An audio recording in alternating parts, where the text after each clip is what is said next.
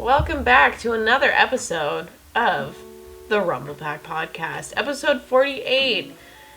Boy howdy, do we have some news for you today regarding Pokemon. But before that, remember, I'm Devin, and with me are Blake and Brock. So, that's me. Today we're going to be talking about a new Smash Fighter that's now available, some big Pokemon news, potentially a new Switch, and Bowser's Fury. Alright, I know nothing about the Smash Fighter really, so one of you take it away.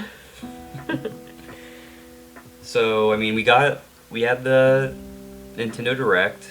They announced that Mythra and Pyra were going to be the next new Smash Fighter on the ballot. Not on the ballot, but, to the roster. And since then we've had a Sakurai Presents where he showed off how to play the character, and the character is actually playable now. Indeed it is. Have you gotten a chance to mess around with the character at all? I wish I could say yes, but no. I haven't either. Watched the Sakurai Presents though, and Okay, so you watched it? I'm not disappointed. Yeah. I've actually kind of changed my tune a little bit from last time. I was kind of bummed last time. I was like, oh, just another anime sword fighter. Like, this isn't very, I don't know, very inspired, very different from what we have been getting. But based off the Sakurai Presents, like I said, I'm kind of for her now. I was never vehemently against them, but the whole adding back the kind of chic Zelda gameplay, the switching between two characters, that's always welcome, and they're a lot more accessible than the other fighters. Like, Sure. So, the other DLC fighters, to be clear. So for that, I think they have some value. That being said, there's nothing about their moveset that made me go, wow, this is revolutionary, which everybody else in DLC kind of had something so weird that Right. it's like, Yeah. where did they come up with this? Right. I mean, maybe it is, maybe their gimmick or whatever is now that they are the only character that you can, like, switch forms or whatever. Yeah, and honestly, that's good enough for me. Yeah. I like that between Pyra and Mythra's movesets, like, the vast majority of it is literally the same move, which is speed differences. Sure. But there are a couple moves that have very specific, like, uses, it seems like, in combos Mm-hmm. that are different between the two. So, like, I forget which one's is which. The speed one, which I think Mythra. Mythra? Yeah.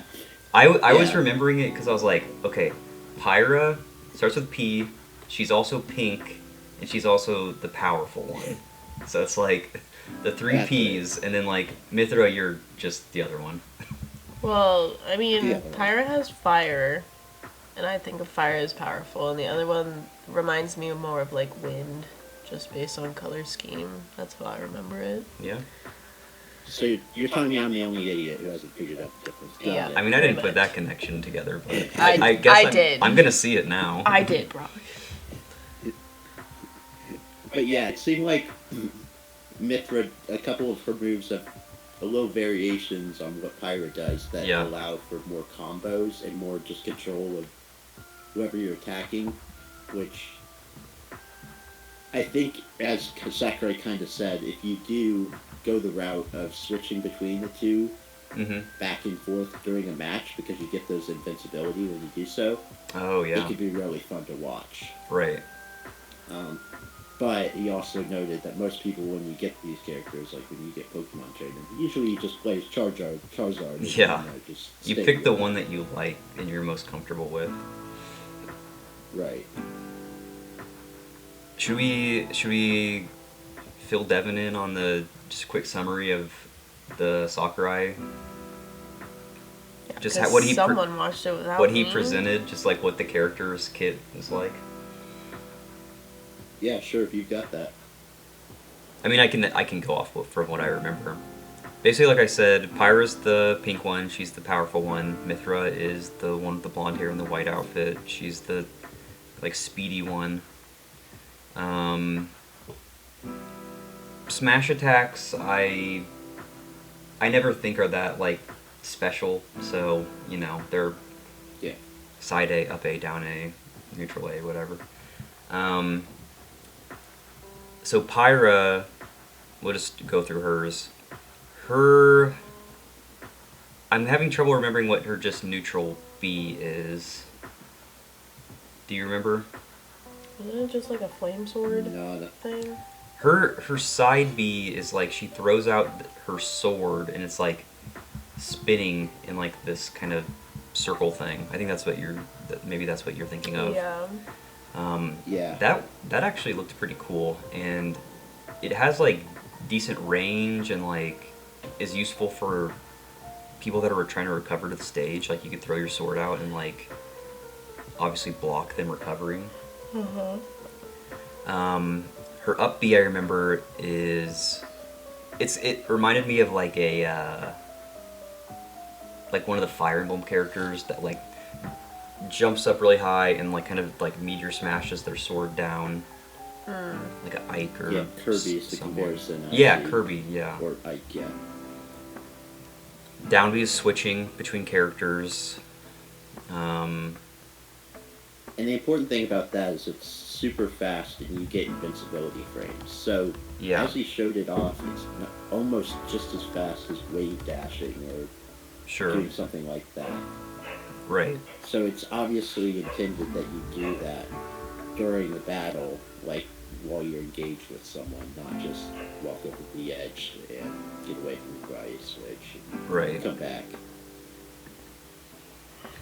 So her neutral special is called Flame Nova.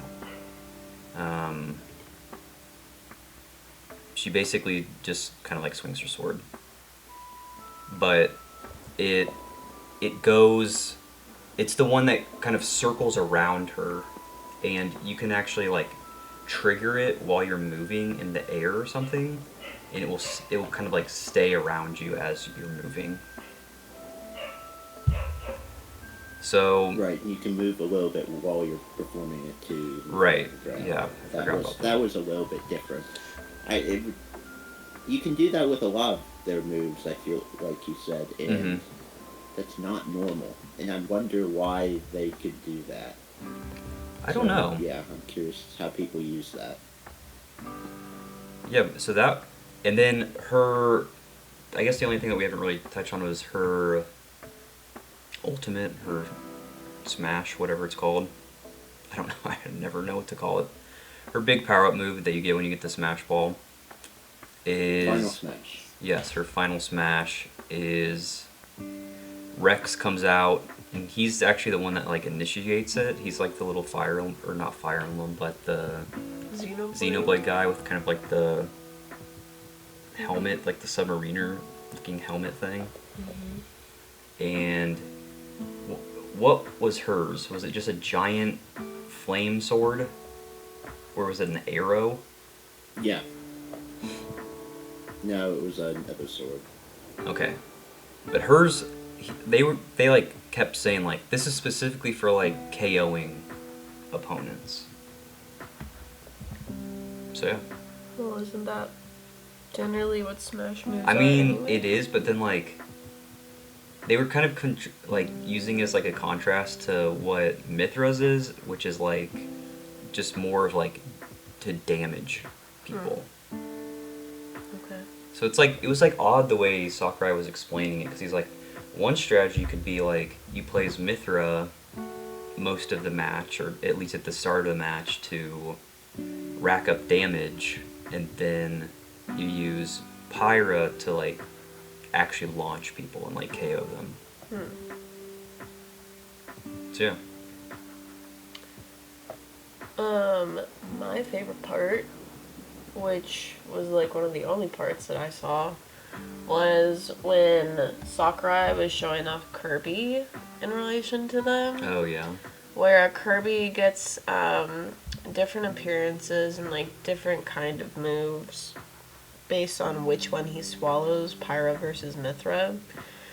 And then I thought it was kind of cool that he showed this little fun fact that I had no idea about, but he was saying that since, you know, Kirby doesn't really get a choice in how he looks or, you know, what move he inherits. Yeah.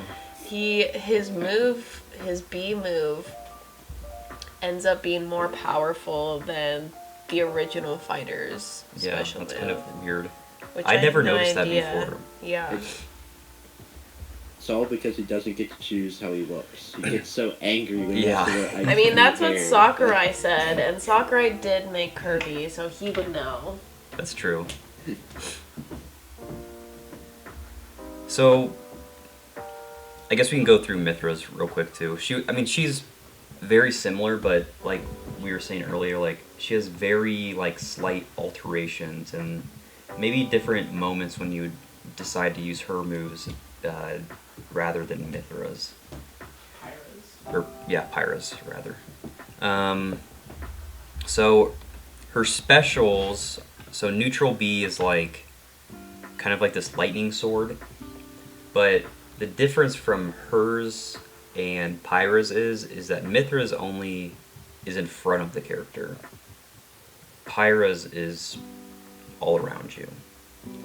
So a little bit different style there. Pyra's, all of her moves are fire related. All of Mythra's are lightning themed.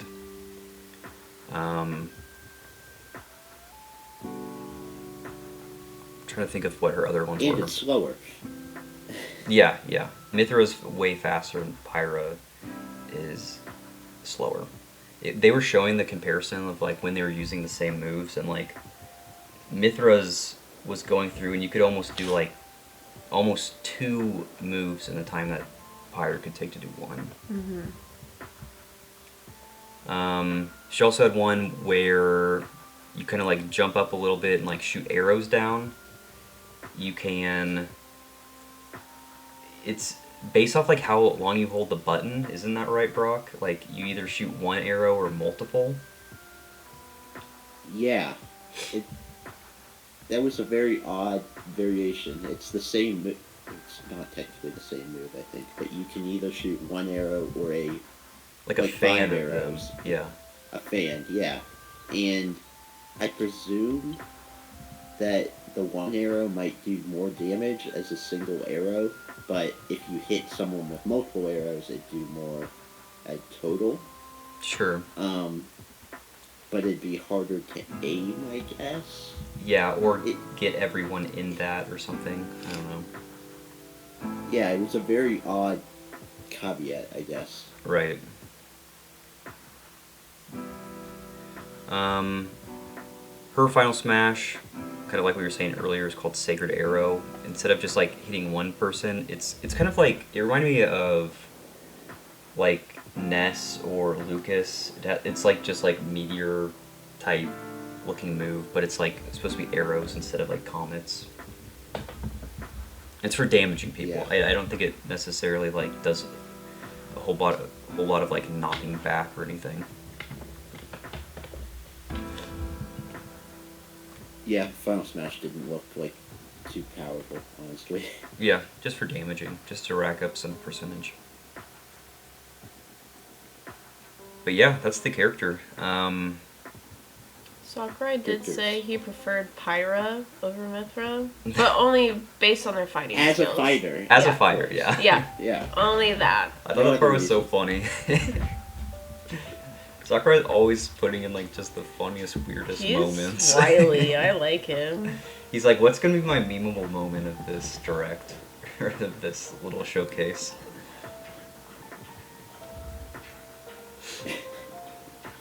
He sits at home and watches memes of himself. I actually can see that. He's like, show me the While memes playing that have been Smash with his created. foot. Right. Playing Smash with... Playing like 50 controllers at the same time. 8-player Smash is really only a mode so Sakurai can practice with 2 controllers per win. That's true. He just pulls out like 16 Joy-Cons.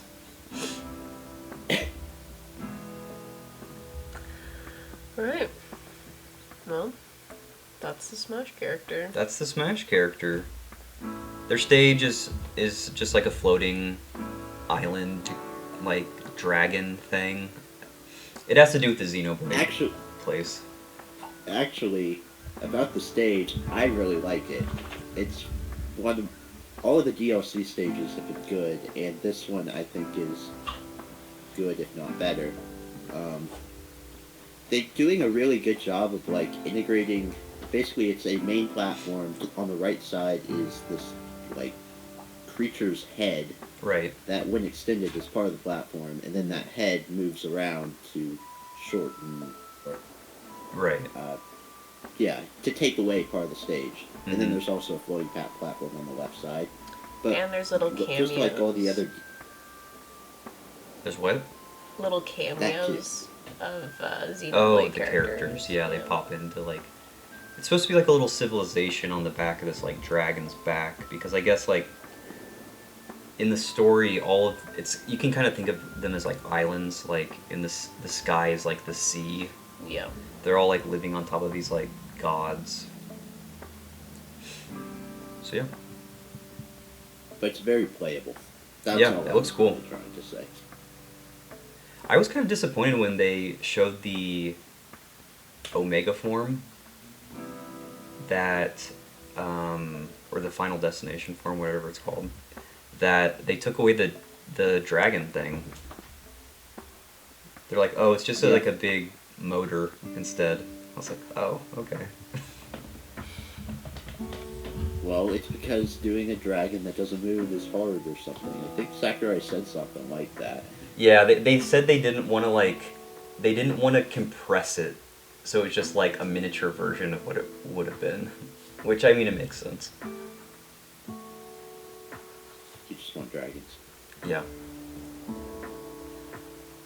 So what else? What else did we see in this? Anything that stood out? Fighter, stage. I mean, there was Mii costumes. I don't want to talk about them. They were just. It was like Monster Hunter and. Ghosts and goblins. Yeah. Yeah. It was like not great ones. Like Not I was notable. like, not like a Cuphead or like a Sans from Undertale or anything. I was just like, or Bomberman. I was just like, oh, okay, Yeah. these are something. They're wrapping up development. They don't need to work on that stupid stuff now. Yeah, Only 2 characters left. that's right. Who are they gonna be? Who are they gonna be? I Yeah. feel like we talk about this We're every not doing time. this again. Wolflink and Midna, obviously, Wild every Kid. single time. Every time. I don't know. This Pyra and Mythra came out of nowhere, so it's just like, I'm just done with I have no expectations. speculating. Yeah, I'm like, I don't even know. Smart people you are. Smart. I only want to be with you. Whoa. Who are you, Post you're better Malone? than Post Malone. Yeah. I've been practicing my Post Malone impression ever since the Pokemon What? Showcase. Because he was the face of the Pokemon Showcase this year. And the face tats. Exactly. Arcanum Yeah. in the Pokemon world. I don't know what happened to Katy Perry. Yeah, she wasn't even in it. Seemed like she was gonna be in it, but it just was Post Malone. She gave that one interview and she was done. They canned her. And he did a cover of I Only Want to Be With You for this. By because- Hootie and the Blowfish. By That's Hootie right. and the Blowfish. And I liked the samples that he used. He used the little, what town is it from? It's from Gen 2. A critique, maybe? Ekritique, that's the one. Dun-dun-dun-dun-dun. Yeah. There's actually Pokemon music sampled in the beginning of the song, which I thought was crazy. Yep. And then he did like a music video, right? Yeah, I mean, like, it was him, like, kind of floating on, like, this platform thing or bubble, and He he was was in like, the Bubble Dome from SpongeBob. yeah. He was going through the ocean for a little bit, seeing all the water Pokemon. He was going through the lava with Charizard following him. You know, He was he trying was to. sightseeing the Pokemon world. He was trying to figure out who he wants to sing "I Only Want to Be with You" to. Pikachu, obviously. Obviously, that's what Katy Perry would have picked. I choose you, Pikachu. I'm Anyway, just disappointed he didn't get another face tattoo to celebrate his. Yeah, like a little Pikachu. he might someday. Yeah. Like Pikachu cheeks. Ooh. 25, there like you the go. 2 and the 5. Yeah, I like it. Or he'll get like a Pikachu tail, but like on his butt. So not on his face. He's gonna go somewhere else, you know. You could put a try out. Pikachu tail like You're making this worse. in his eyebrow, and then like Ooh. on the other side of the eyebrow would be like the ears. Ooh. Or he could do the Pikachu tails as like permanent eyeliner. Sure. Can we mock these up? I think this is good. I think Devin can do that. That needs to Okay. see the road. I could do that makeup look. Pikachu wing. Pikachu tails is like little wing eyes. I could do that makeup on myself for next All right, time. do a showcase, Okay. a I will. Pokemon showcase. I will. Yeah, so Post Malone made another bumpin' beat. Yeah, that kicked it off. And then this showcase was all about making people happy. They were like, we saw the direct. We saw the PS5 showcase. We saw it all. We want to make you guys happy, not sad. I'm sure that's what they were thinking. So here's We what we're saw going the to show PS5 you. before it happened. Yeah. Here's what we're going to show you to make you happy. We're going to show you remake of Pokemon Diamond and Pearl. Coming in late 2021, so probably holiday. Brilliant Diamond, Shining Pearl. I've never played these. I'm excited for them to come out. Gen 4. Who is it? Piplup and Chimchar and not Grookey. Definitely not Grookey. Turtwig? Turtwig. Maybe? Yeah. Yeah. I like Piplup. That's who I'm gonna pick. Was I right? I always confuse. Piplup, Chimchar, and Turtwig. Okay. I Yeah. picked Turtwig on my first playthrough, I know that. Oh, you've played Diamond and Pearl? Yeah. I played, I don't know if I had Diamond or Pearl, but I know I I had, think you had Diamond. I know I had whatever the What? Platinum. What? Yeah. Oh, okay. Because I definitely played the Giratina story, which is cool. Yeah, I've never played it. I started it on a ROM, but then it just shut off, and I lost all of my progress on my first playthrough. So, That's not how ROMs work. well, it's how this worked. It like so- froze and then it wouldn't. Yeah. She hadn't saved. So I'm just gonna wait for Well, these to that's come out. All of you. Have you So- played Gen 4, Brock? Brock hadn't played anything past like Gen 2. Yeah, I also played Platinum. What? There you go. What? I thought you said you didn't play anything past like Gen 2 until like the Alolan region or something. No, I did not say that. Okay. But I have Pokemon Platinum. I've actually beaten it twice. It's fine. Yeah. People seem to Right. really like this gen. I feel like it's like a different group of Yeah. people that seem to like this. I don't know what it is. Gen Zs. I think it's a, I guess it's just a, Yeah, a it's a younger different group of generation or nostalgia. something. Yeah. exactly.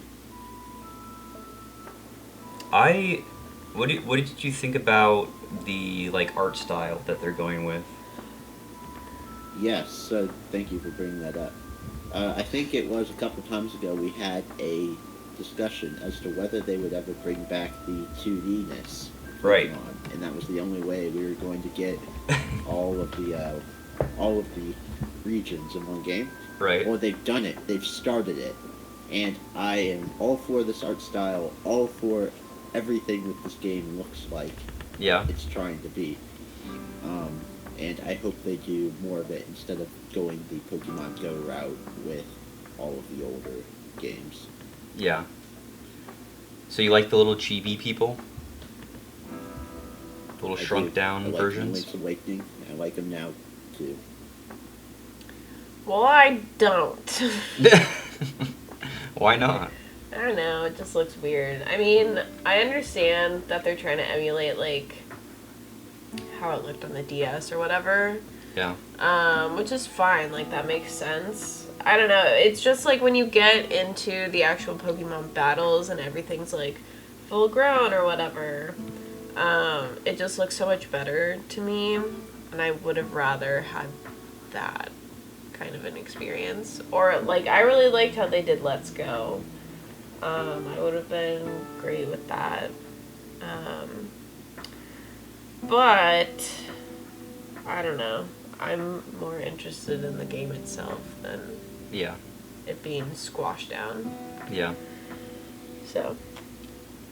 I think it's cool. I mean, it's like a more accurate depiction of what it would have looked like, but it's probably how people, like, remember it in their head. Yeah, and I'm sure that's why they went with that. It's just like kind of an up-resing of what people's memory is.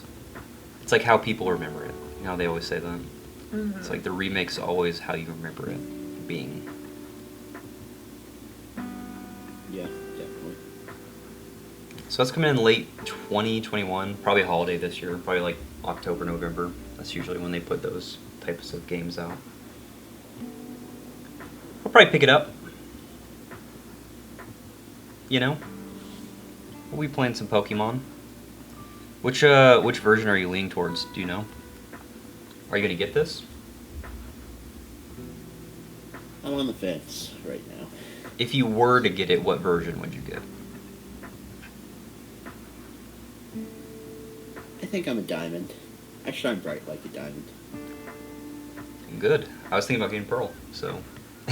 I'm looking at version exclusives from the original Diamond and Pearl, which I don't know if that'll be faithful. They'll probably hold it true.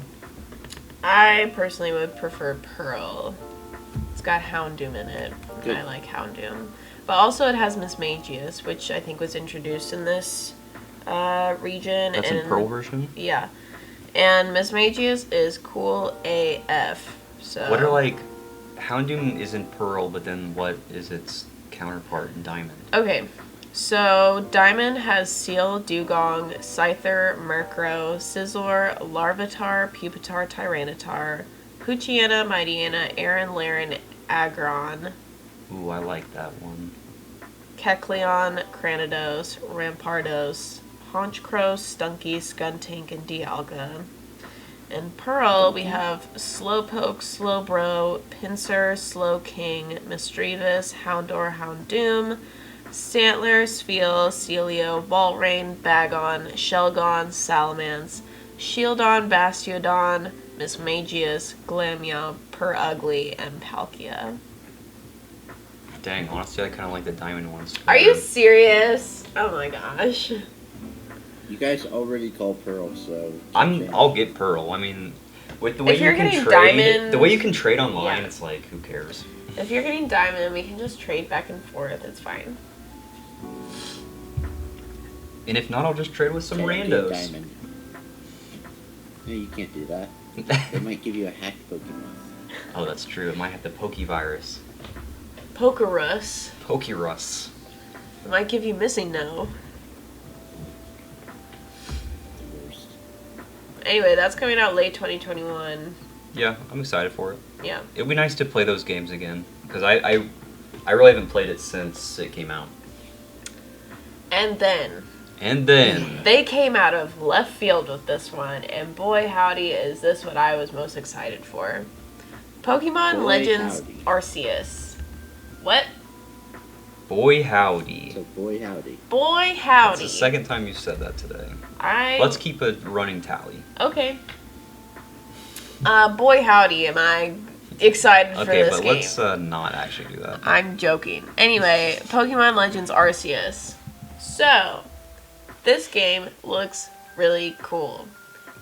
it takes place when, like, the founding of the Sinnoh region is taking place. I didn't think I had that sentence very well. That's okay. Anyway, founding of the Sinnoh region. Words.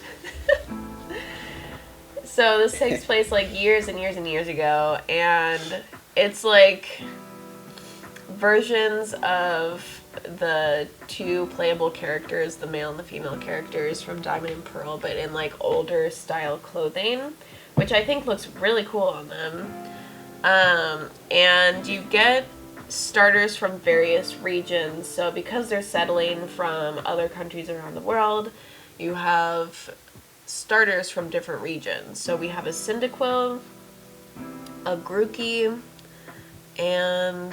Not a Grookey. Yeah. Rowlet. A Rowlet. Sorry. You said Grookey twice today. You've been thinking about Grookey? I guess. in an Oshawott. And an Oshawott. I'm going with Cyndaquil because Cyndaquil is really cute. I would go with Cyndaquil too, honestly. Yeah. Or Rowlet. Rowlet's my second. Yeah. Your favorite Pokemon I picked is like those Cyndaquil. are my two starters that I picked. Yeah. Cyndaquil was my Gen 2 and then Rowlet was my Gen 7. Yeah. But basically you go out and explore this whole region and, like, catalog all the Pokemon that you find and just map out the area. Yep. And it looks like very Breath of the Wild style. So it's all open world. You can just see Pokemon out in the wild. You can crouch. You can, like, do a diving roll. I think you can climb. And then there's something about Arceus. There really wasn't, like, a ton Something about it. Well, I mean, they just, like, teased. They were like, there's Arceus. Let's move on. Arceus is up to no good. Yeah. They, like, didn't really give out a lot of information. And something that, like, was kind of annoying to me was just, some of the reactions to this game. Like, me personally, I was super excited. I was like, whoa, this looks cool. And I have other thoughts on it too, which I'll get to in a second. But, like, people were like, this looks awful. Did you see the frame rate on this Pokemon? I'm like, do you not understand that this is so in progress? It doesn't come out until 2022. Like, who cares if it's not smooth right now? Like, the landscape is so barren. It's clearly not done. And, like, Blake was doing it. I think, Brock, you were doing it. I was like, It's why? just hard not to Why? notice that kind of stuff in, like, this trailer that they're putting out. Like, typically if, like, someone's going to show off... They just want hype! Typically if they're going to show off a game, then it's, like, they better be proud of, like, what they're showing, you know? Well, they probably are proud. They're like, this is something completely new we've never done before. The concept is awesome. Yeah, I agree with they're that. just putting out the concept. It needs some polish graphically, course. but it's like... I know they have a year, but I was surprised. times- I was surprised. How many times has someone in a game company been like, here's the thing we want to do, and then they just show, like, the title and nothing else? Like, that's so annoying to me. I would much rather see, like, rough gameplay. Yeah. Just to see, like, this is something that's literally being worked on right this second. I was just surprised that it came out of the Pokemon company. It's so cool, though. It's typically not something that they would do. Yeah. Well, whatever. Yeah. I'm good with it. I'm here for rough sneak peeks, previews. Preview peek. Yes. Boy howdy. Boy, So, howdy. I want to clear my name here. I did not swing any mud at the frame rate. Because Okay. I don't participate in that. But, I found it very odd. Like, yes, you're right that there are a lot of mechanics and stuff that they seem to, like, want to change up with this game. And they did show that off by showing, like, the trainer in the open world and doing a dodge move and just straight up throwing a Pokeball at a Pokemon. Yeah. Whatnot. But at the same time, they literally said, you're a trainer going out to catch all the Pokemon in this in this region. The setup of everything was the exact same as every other Pokemon game. Yeah. What That is drove it, though? me nuts. Because there's not... This is before, like, becoming a trainer was really even conceptualized. There's no gyms. There's no league. you're just going out and surveying the land, and it doesn't seem like there's like a linear path you can take. It's just wherever you want to go. I'll be curious to see what the gameplay actually is, because like to me it was kind of seeming like, oh, you're gonna be like setting up these towns or something. Yeah, and like, that you're seems gonna be like really establishing cool to me. like the world that like is Gen 4. That would seem so cool to me. And they're like, see Gen 4 like you've never seen it before. Like, I would be so interested in setting up the region and helping build it. Yeah. I think that would be super cool. And I do hope there is something like that, because as of right now, all we know is just like you go out and survey the Pokemon that are in the region, which I also really love the Pokeballs, how they're made of wood and like they have that metal clasp, Yeah, and like then an a puff of smoke in like the shape of a thumbs up comes out if you catch it. But yeah, no, I'm hoping for a little bit more than just like go fill out a Pokédex. Yeah, I don't Okay, yeah, so that was... I really am hoping for everything you're describing. I'm pessimistic because that's what I heard, and I'm so close-minded as to the Pokemon Company doing anything else. Because, Yeah. as Blake said, this coming from them is very surprising, because they haven't tried a Breath of the Wild, hey, let's take our IP and revolutionize it thing. Right. Pretty much ever. Yeah. So, Well, I think they've been leading up to something like this, though, with Let's Go having the Pokemon roaming out in the wild, which then led to Yeah. the wild area, which was open world, and like pretty large. And now they're like taking this into this game. I feel like it's just been them kind of experimenting with these different things that maybe they want to try out and just haven't figured out, like, is it going to be successful? Can we feasibly do this? Like, I mean, this is definitely like all the other games where they've done like the wild area and stuff like that. People love it. Have been like dipping their toes into the water, but this is like the true test. they I just feel jumped like. in. And if they can pull this off, I feel like this is going to be probably one of my favorite Pokemon games. I am curious about what Arceus is up to, though. They're just like, here it is. What's going to happen? The legendaries are always like shrouded in mystery, though. Yeah. And it's always just like some like typical like not really creative thing. It's like they're gonna destroy the world. Okay, Yeah. sure. I'll catch it with like a great ball somehow. Yeah.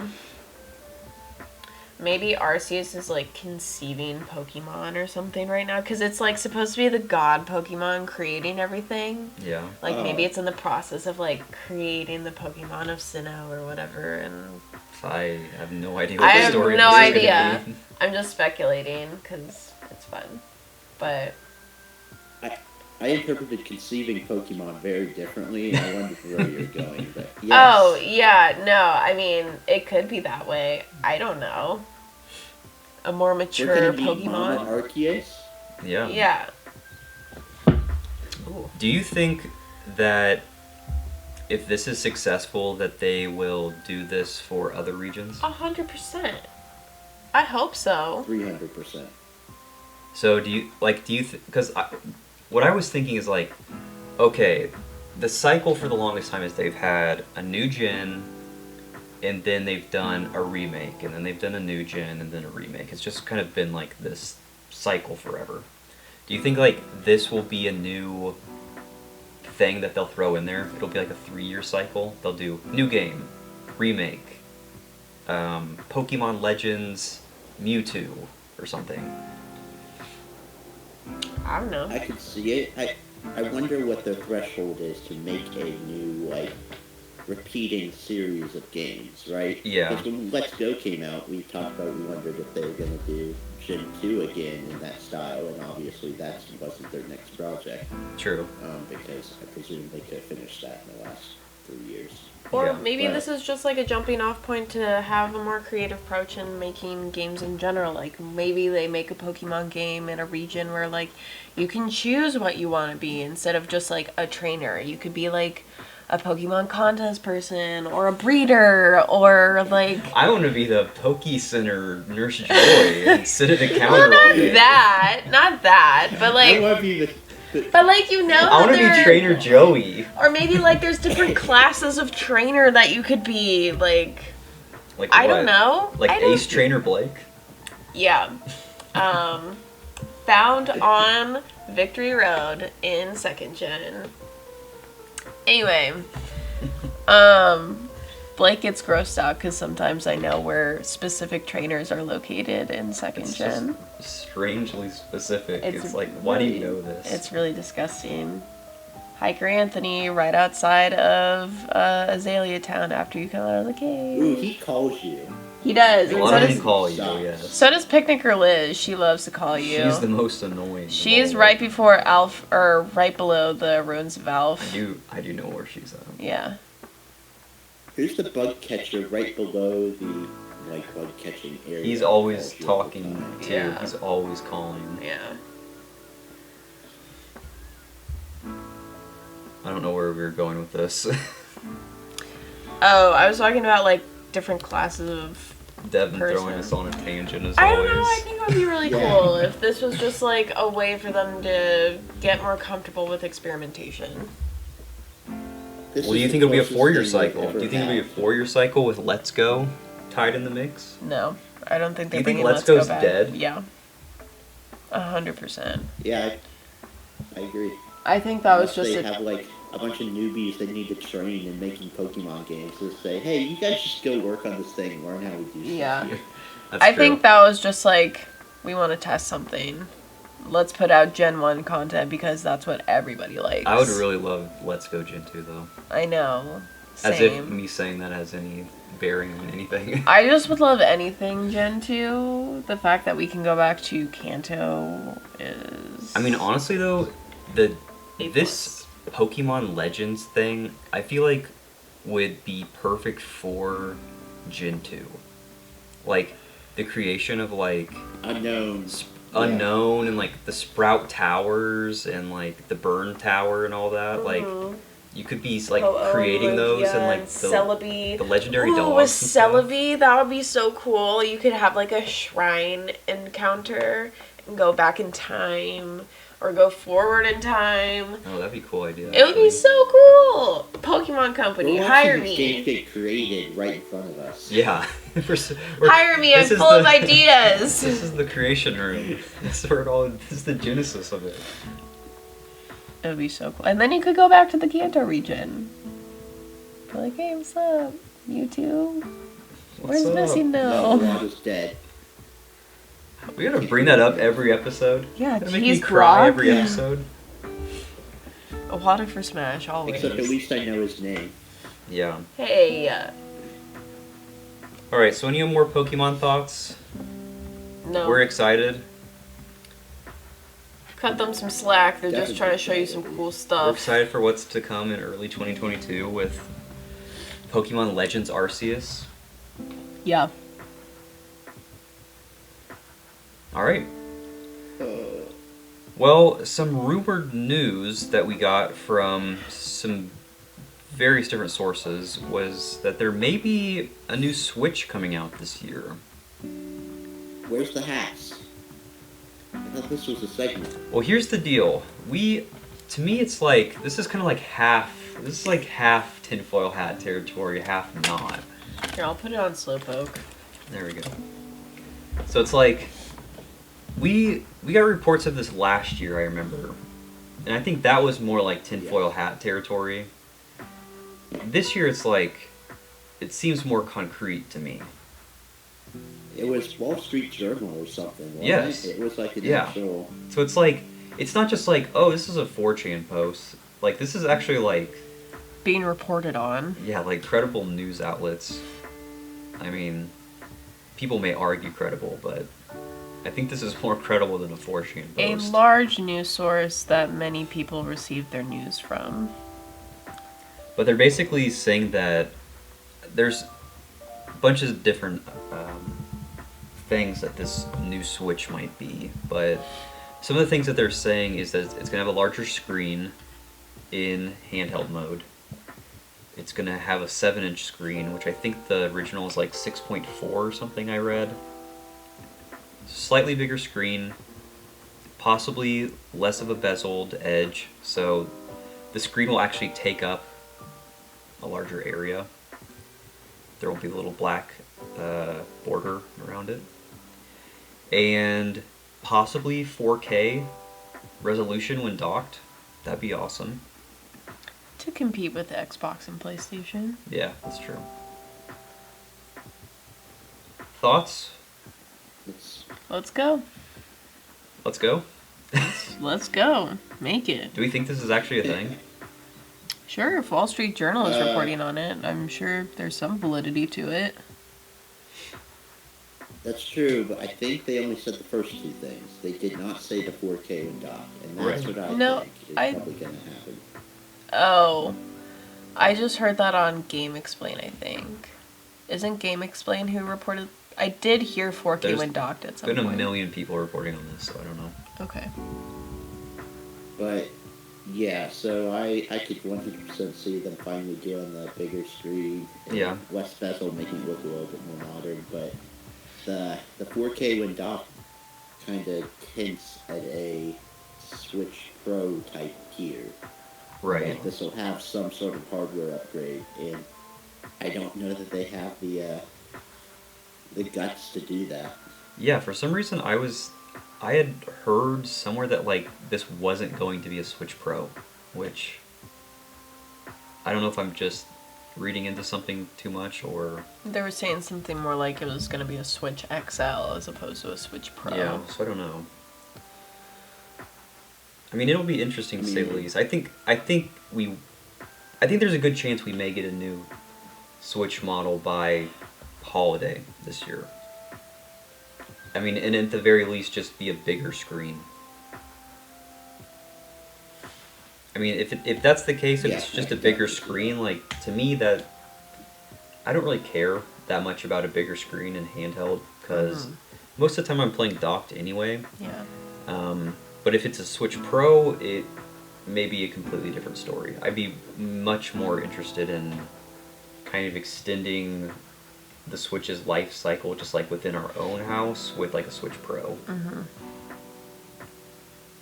And having two Switches for multiplayer games would be really nice, yeah. So. Then we could play Texas Hold'em and Clubhouse games together. The perfect example of what a Switch can do. I love Texas Hold'em. I always want to play, but we never can. It's like, why just pull out the deck of cards when you can pull out two Switches? Yeah, it tells me the rules. $5 deck of cards. I don't have to look up the rules. $700 console purchases. I'm in the exact same boat as you. You want to play Texas Hold'em on the Switch too? Yeah. No, I played plenty of Texas Hold'em last night and I'm done with it. There you go. Anyway, that's what big losers say. Yikes. Oh yeah, as a newfound owner, new owner of a PlayStation 5, I am fully pixeled out and do not need another 4K system. So you're saying you betrayed you betrayed Miyamoto? Oh please, we have a PS4. Yeah, I did it. You can't see it though, so you have to go looking for my betrayal. That's fine.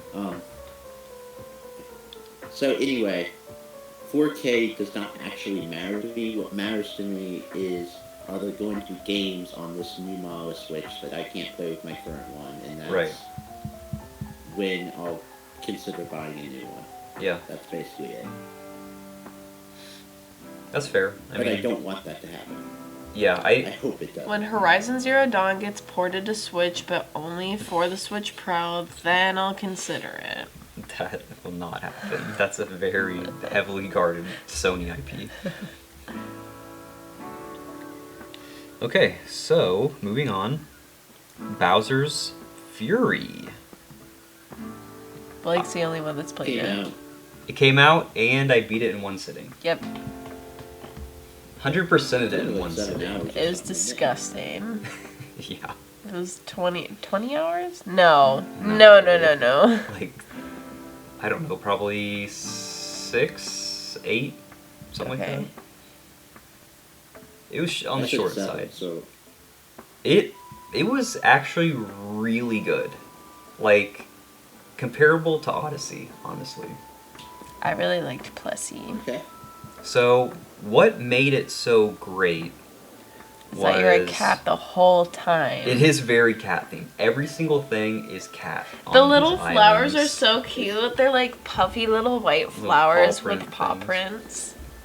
Basically, if you don't know anything about this game, it it doesn't do anything in the way of story, which Mario never does. Mario's literally walking on a path, and the 3D world music is playing, and he sees like this kind of goopy black ink on the ground. He starts following it. There's more and more on the ground as he's continuing, until there's just like a big puddle of it. He stands in the middle of the puddle for whatever reason, because he's Mario, and he just gets sucked into this world, and it's just this set of islands covered in this black goopy tar ink stuff. Very much like So it's Super Mario Sunshine. yeah, Okay. very much Super Mario Sunshine. Because then Bowser Jr. comes in with his little paintbrush, and Okay. it has black ink on the tip. So you're like, oh, okay, you've been doing all of this. There's no dialogue, there's no text, but through a series of pictures that Bowser Jr. has painted with his paintbrush, he tells you that basically Bowser went from normal Bowser to this big giant Godzilla Bowser who's covered in this black ink, and you need to help him get his dad back. So you do that by collecting these things called meow shines or something? Cat shines? I think they're cat shines. But again, think the game that you just said, the GameCube Mario game. Sorry, Sunshine. Yeah, think Sunshine, but instead of shine sprites, they're cats. So, Yeah, whenever you of course. collect one of these cats, it goes to its little hub lighthouse. And each lighthouse has like 5 or 6, I can't remember, cat shines associated with it. So it's really cool because you're playing the game, you're on one of these islands, and the coolest thing to me was there's no loading screens within this entire thing. You just walk onto an island, and then it's like, here's what your objective is. You know, it's like, you walk on to the island, and it's like, climb the lighthouse. That's like the Cat Shine mission title. So you're like, okay, gotta get to the top, gotta get to the lighthouse. And sometimes as you're going through the mission, so let's say in this one you're trying to get to the top, trying to get to the lighthouse to get the shine, all of a sudden like the music will change and like this kind of rain will start sweeping in across the screen. The rain will pick up, it gets darker, it gets cloudier, and then like the music really changes. It's like this heavy rock, and there's like chanting going on, it's thunderstorm, and then this giant Bowser egg, like spiky thing, like emerges from the water, and then like the evil like Godzilla Bowser comes out, and he's gonna wreck some stuff now. So randomly, no matter where you are. yeah, and it must be based off time. That's what I could never figure out from the trailers. I thought maybe you had to trigger something, but it's always just, I think it's time related. I don't know how much time, maybe like 5 or 10 minutes, but it always happens if you wait around long enough. So the only way, there's 2 ways to get rid of this kind of like stormy Bowser's gonna kill you moment. Is you either get a shine, so if you make your way all the way up to the lighthouse for that mission, you grab the shine, the lighthouse starts going around, it shines the light on Bowser, he actually gets hurt, there's a health bar, which I was like, okay, that's kind of odd, and then he goes back into this little cocoon egg thing, and it's back to happy music, it's back to sunny paradise.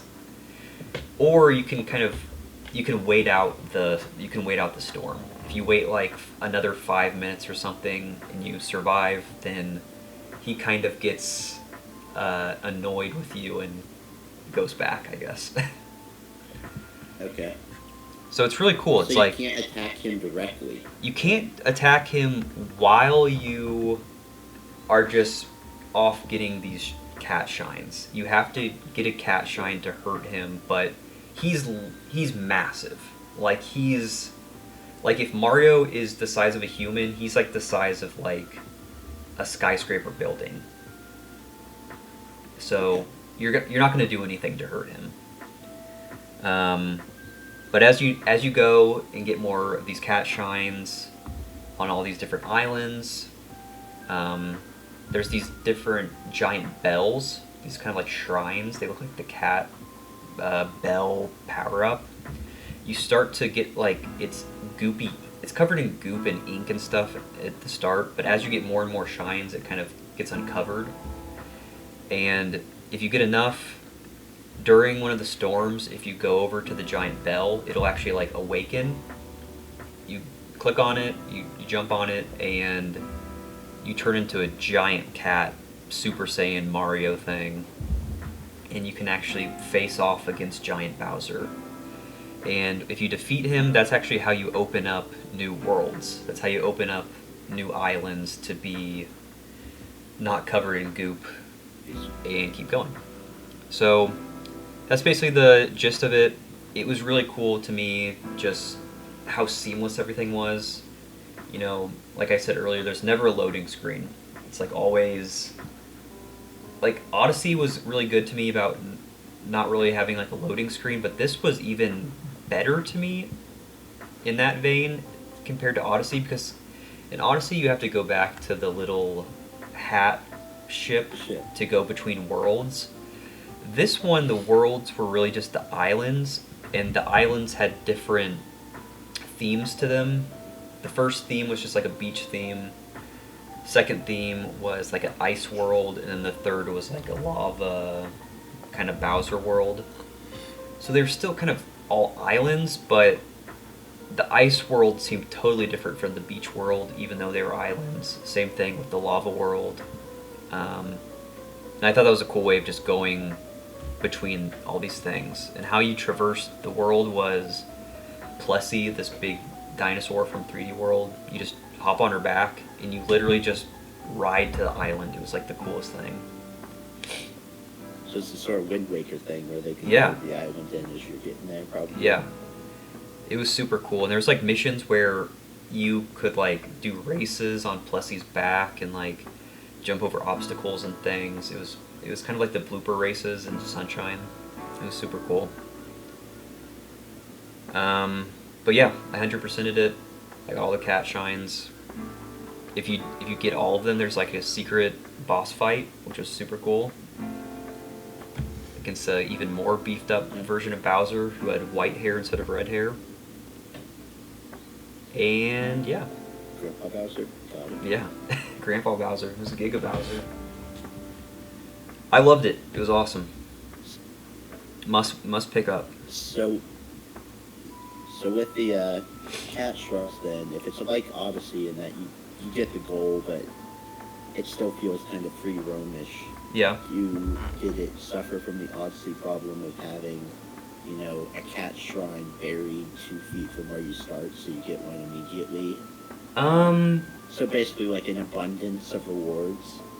I mean, it definitely felt like in that you actually... It felt like you were getting a lot quickly, but not anything that you didn't have to really work for. So, I mean, it didn't feel like they were just giving them away, but some of the things were slightly easy to get, some of them weren't. So, I felt like it was a good balance.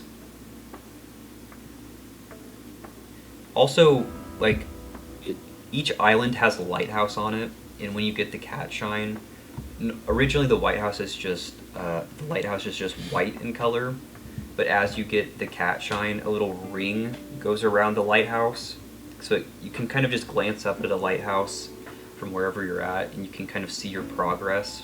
If it only has one ring, you know that there's lots more to get there, which I thought was kind of cool. Yeah, definitely. But yeah, it was super cool. I was surprised that it was such like a neat little game just to be kind of tacked on to Mario 3D World.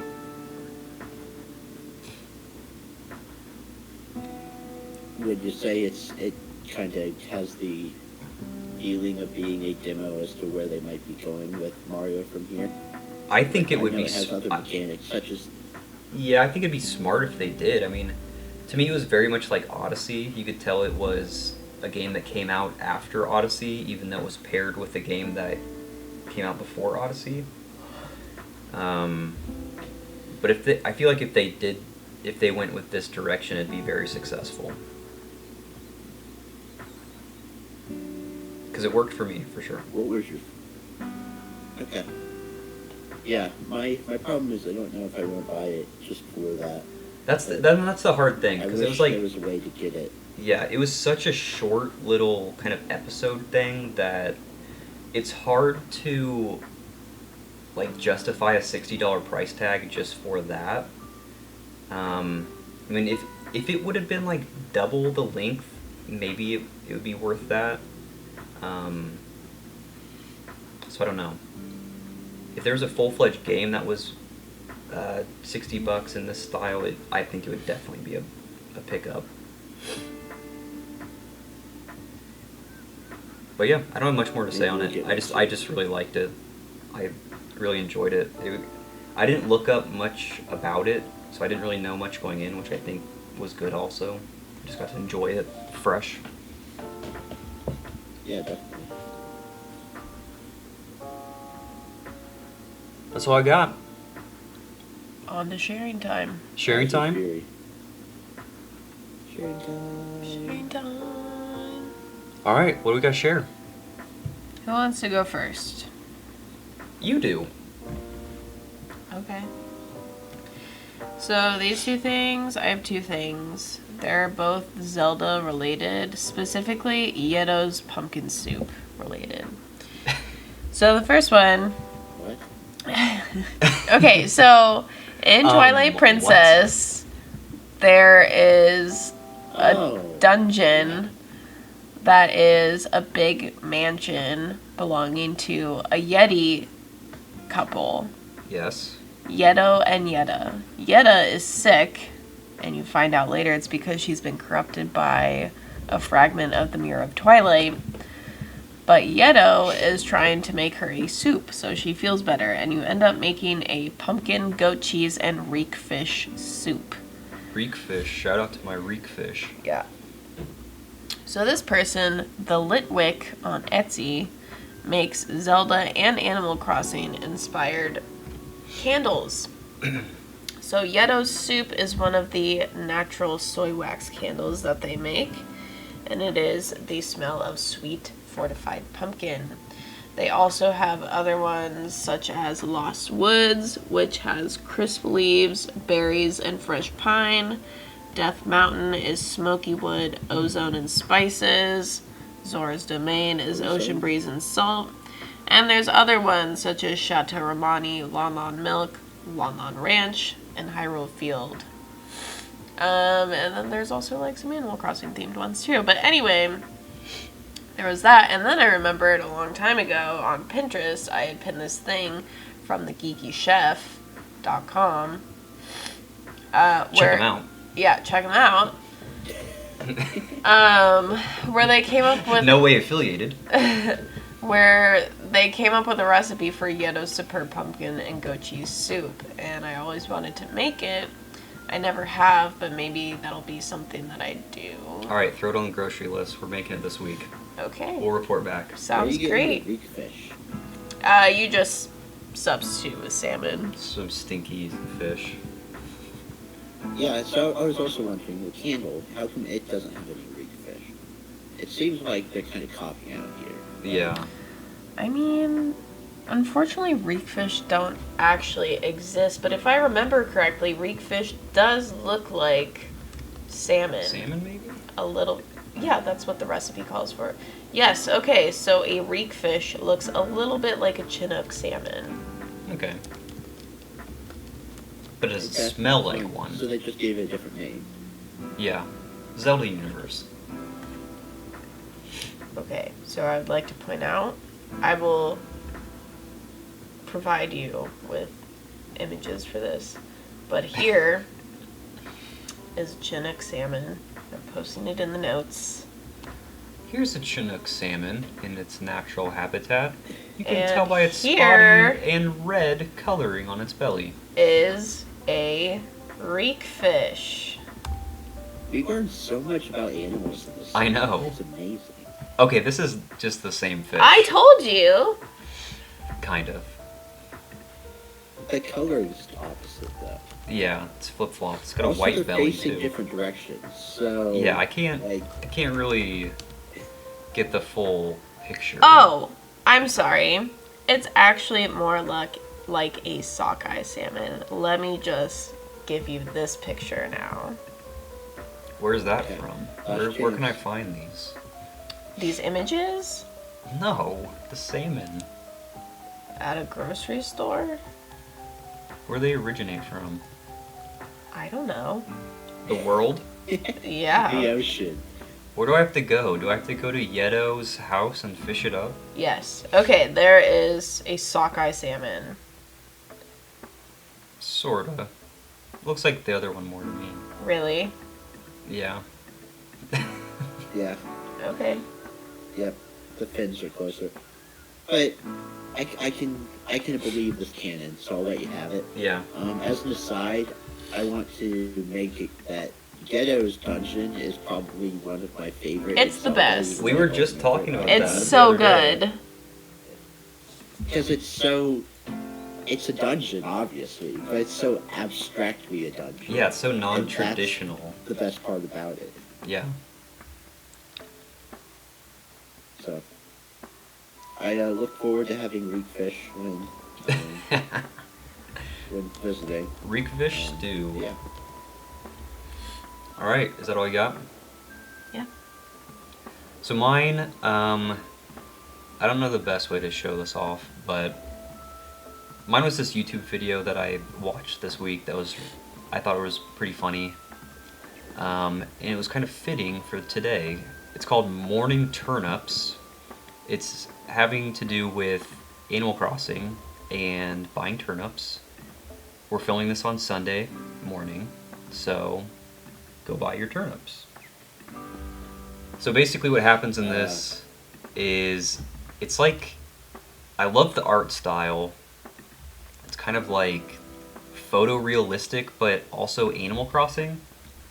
Kind of looks like something that was in like a little doll house set, or I don't know, diorama or something.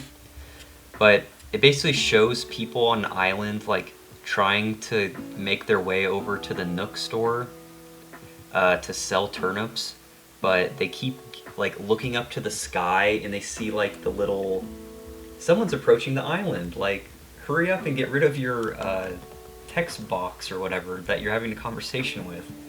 So it shows like the Animal Crossing villagers like frantically like pressing A on their Switch to like go through the dialogue, and one of them's like talking to the person, that Daisy May that sells the turnips, and the top dialogue option is like, do you want me to repeat that or something? Do you want me to explain the stock market to you again?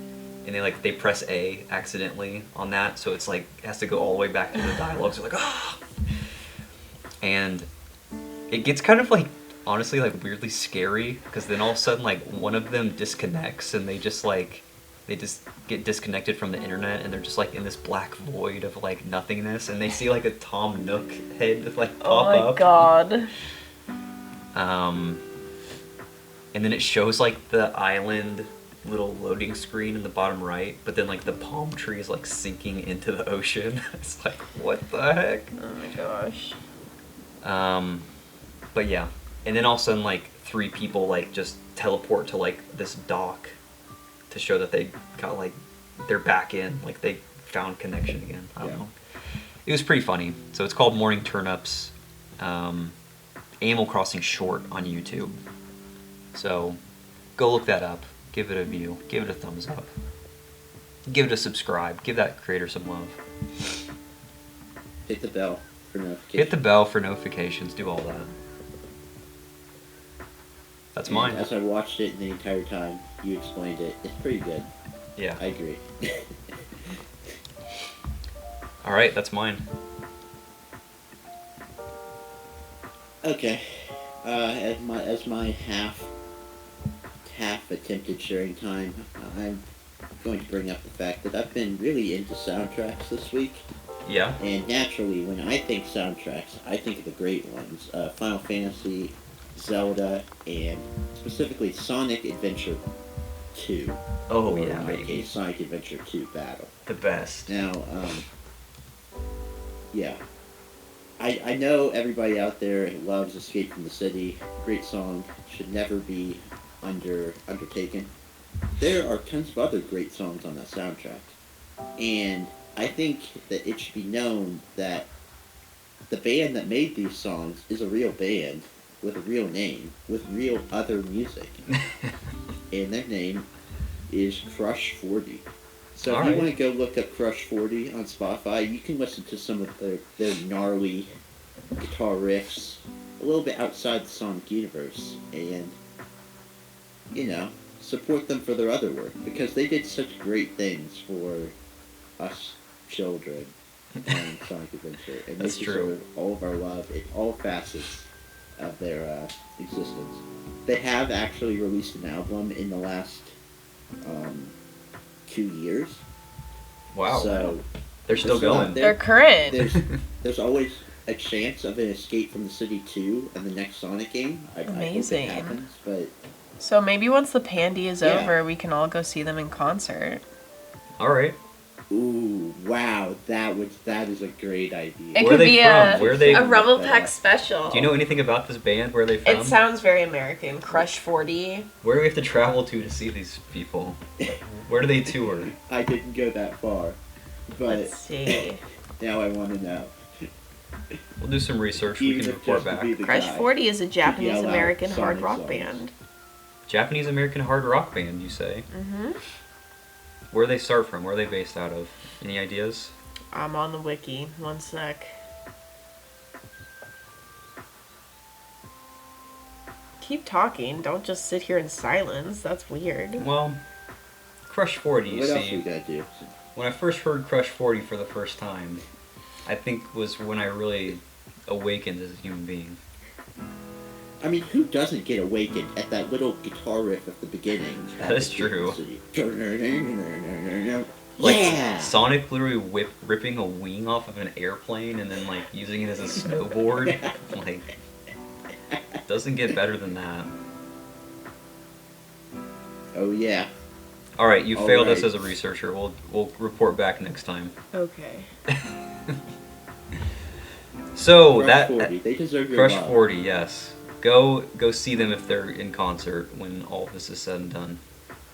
So this has been the Rumble Pak Podcast, episode 48. You can catch us on, all things Fourshade Studios, all things Rumble Pak, Twitter, Instagram, Facebook at Rumble Pak Pod. Shoot us an email. Tell us what you thought. Give this a like. Give it a favorite. Give it a love. Send us some love. Send us an email. All the things. Send us some hate. Yeah, send We'll us some take hate. anything. I would like to refute some hate. Tell us what we're doing wrong, and I'll say I agree. But that's gonna do it for us, and we will see you the next time. Bye. Toodaloo.